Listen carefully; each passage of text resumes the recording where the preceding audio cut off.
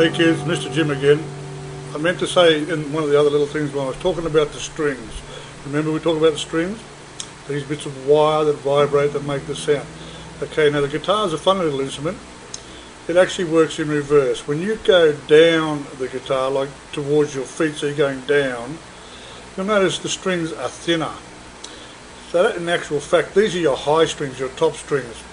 And as you come up towards your head, rising upwards, you're actually getting these thick strings here, okay, and they've got a bit of winding on them. You know, they scratch a little bit because they've got a bit of a winding on them. Now these two strings here, very thin, very smooth, these are your top strings, okay. So this first string, the E string, and it's called the open E because when we pluck it, that's the sound we get, the open string E. That is your number one string. Well, in fact, the string that's on the bottom of the neck is actually the number one string. And then we count down through till we get to the sixth string, which is this one up here. Okay, the one that's actually on the top is actually your bottom string. Alright? So number one, number six, top, bottom. Okay? And you know a bit about music, you know the low sounds of the bass, it's called the bottom end.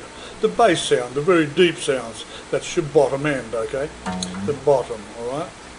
Now, each one of these strings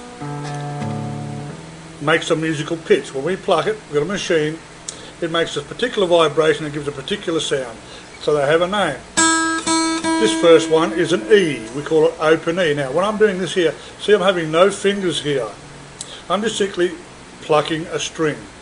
That's called the open position. When you do this, this is called fingering or stopping, okay?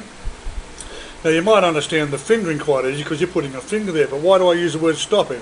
Because once you place your finger here, you're actually stopping the string from vibrating there, and the same there, and the same there, okay?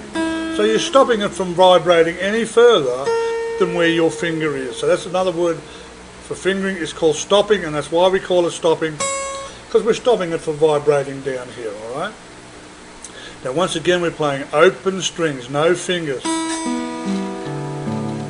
this top one is the note E. And when you get to check on your musical stave, you will see that this sits in the fourth space. This one here is a B.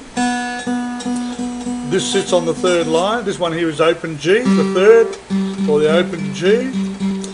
The fourth, or the open D, which sits just underneath the stave. This one here is your open A, your fifth string, this one here, number 5, A, and then we're back to another E. So the guitar has two E strings, the top first string and the bottom sixth string are E strings. The second string is a B, your third string is a G, your fourth is a D, and your fifth is an A. Okay? And you can make up little rhymes like E for Easter, B for bunny, G for go, D for delivering, A for at, E for Easter. Easter bunny goes delivering at Easter. Anything you need to learn to remember those names, you do it, alright? So, remember, top string, bottom string, okay? Don't get confused, kids. Go and do some practice.